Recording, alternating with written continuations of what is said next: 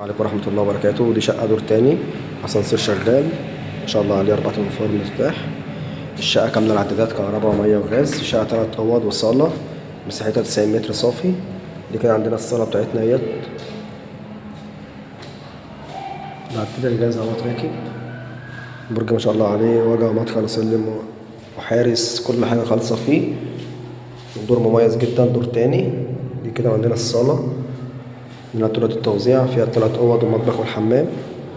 كده عندنا المطبخ، هنا مكان البوتاجاز، الغسالة تحت الرخامة. المطبخ ما شاء الله عليه. وده عندنا الحمام، حمام شايل بانيو وقاعدة حوض.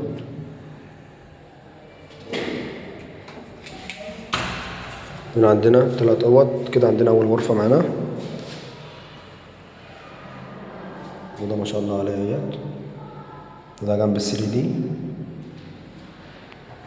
وهنا عندنا تاني غرفة معانا على الشارع، أوضة نوم ما شاء الله عليها، 4 في 3.5.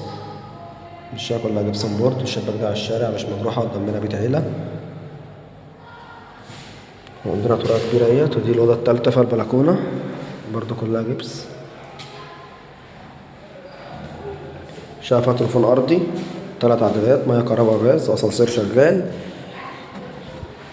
ده قدامنا بيت عيلة طبعا مش مجروح زي ما احنا شايفين كده.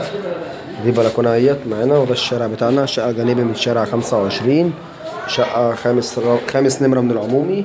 الدور التاني، أسانسير وحارس، اتحاد ملاك، تسلسل ملكية وحصة في الأرض.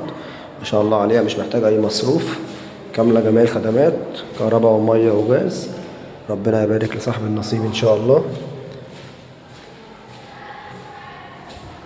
السلام عليكم ورحمة الله وبركاته.